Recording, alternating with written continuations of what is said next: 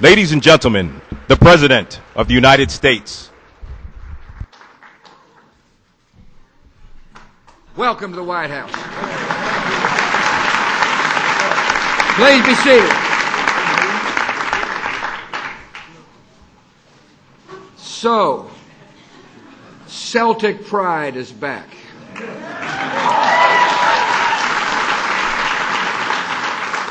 So a friend of mine who is a huge Celtic fan said, "Why don't you call it the Boston Three Party?" I said, because it took a team to win. And I welcome the Boston Celtics team that has brought great pride to the Boston area.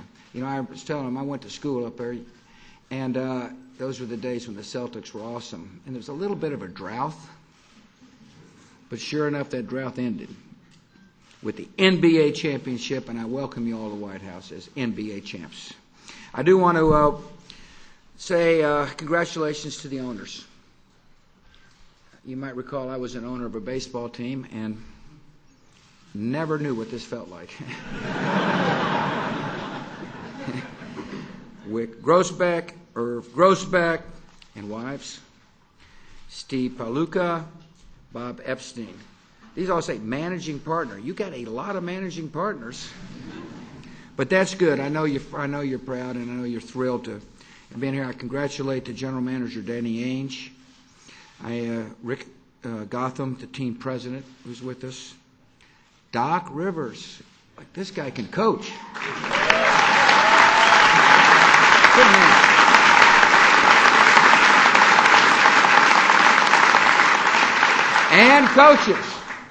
And coaches. I congratulate all those who work in the organization for joining us. Welcome to members of Congress. Glad you all are here. I welcome members of my administration who've come, members of the United States Armed Forces who are with us today.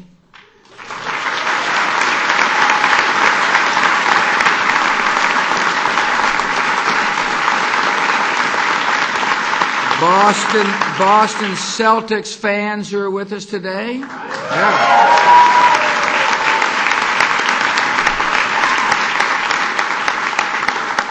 I don't think we've had this many fans since St. Patrick's Day, Senator.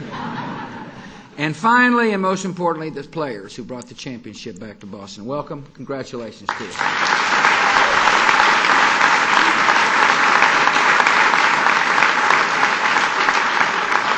It's amazing how sports works, isn't it?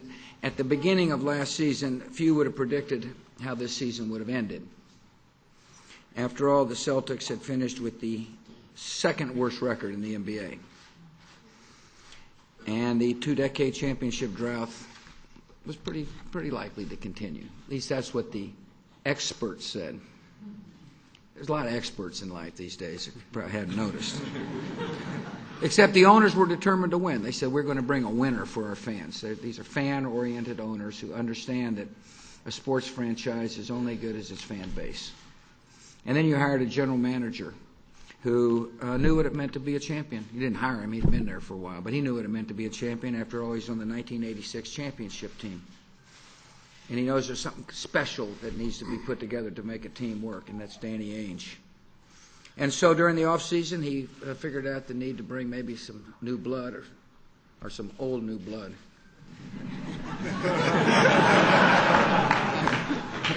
Well, older new blood.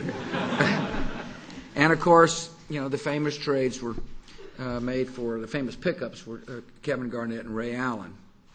And these guys are awesome players. But Danny Ainge would be the first to tell you, by the way, the NBA Executive of the Year would be the first to tell you, it takes an entire team to win a championship.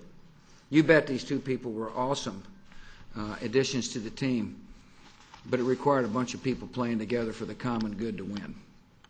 And that's what Doc Rivers did. See, this guy is, I've known him somewhat. He's a good man. He brought character to the clubhouse. He brought unity to the team. And he helped bring a championship back to Boston. The team got off to a fast start. They won the first 8 games.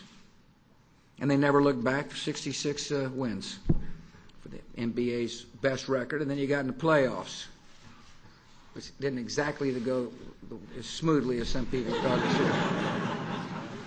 But nevertheless, when it came time to defend your home court, this team figured out how to do it. And then, of course, the LA Lakers in the finals. For baby boomers like me, that was a reminder of a great basketball rivalry. So, like, Boston fans were screaming, "Beat LA" at the top of their lungs. And that's exactly what this team did in 6 hard-fought games. If you're a basketball fan or a sports fan, it was really awesome to watch, wasn't it?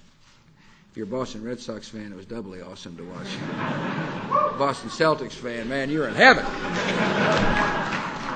Despite his knee injury early in the series, this team's captain, Paul Pierce, played with courage. You know, leadership comes in all different kinds of ways. Playing hurt in a championship game is the ultimate sign of leadership. And that's why he won the MVP honors for the NBA Finals. And that's why the league calls him the Truth. This team calls him the captain.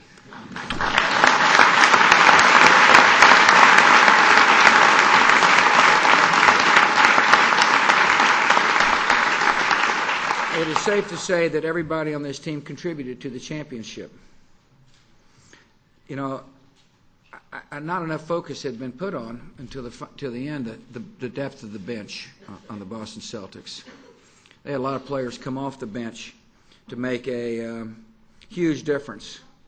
And although the 3 big names, 3 great NBA players were there, but the real strength was the depth of the roster, I think. And I think most of the basketball experts will tell you that's the case. So I congratulate all of you for contributing to something that was very important. We'll remember your stifling defense. We'll remember your sharpshooting, and we'll remember the way you played together as a unit, as a team. I appreciate very much the use of the word Ubuntu. I don't know if you know what that's talking about here. Probably most people outside Boston don't. It is an African word for unity that they declared when they broke the huddle. I've been looking forward to saying that with a Texas accent. Ubuntu. Yeah.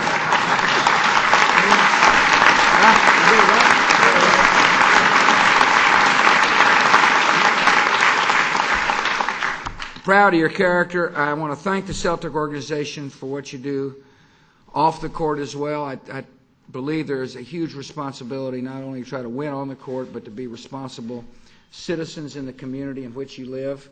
The Shamrock Foundation, for example, helps disadvantaged children during the season and after the season. I appreciate the fact that during the second quarter of every home game, the Celtics honor some caring citizen, someone who I say is a soldier in the army of compassion, with the Hero Among Us program. That's a really good idea, and I thank you for doing that. I want to congratulate you for worrying about children and literacy and using your special status in society to set a good example. Most of all, I congratulate you for being champs. I wish you all the very best for the next season. Should you win it, you can find me in Texas.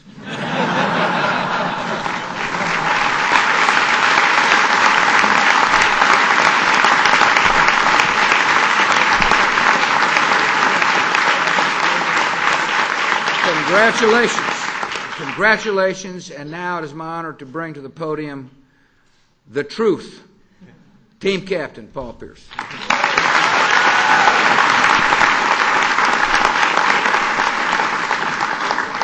A little nervous. Well, Mr. President, Yes, sir. we just want to say it's truly an honor to be here in your house today.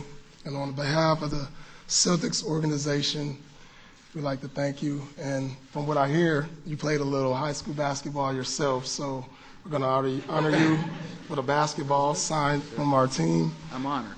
And a jersey, Celtic jersey with the 43 on it, even though that's Kendrick Perkins' number.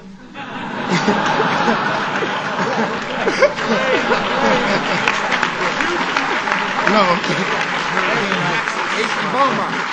And he's from Texas, so that's why we gave you 43. No, but for real, in honor for you being the 43rd president, we'd like to present this to you. And also, on behalf of the families and the victims in Hurricane Ike, the organization would like to also present a check for $100,000 to the Red Cross Relief. That's awesome.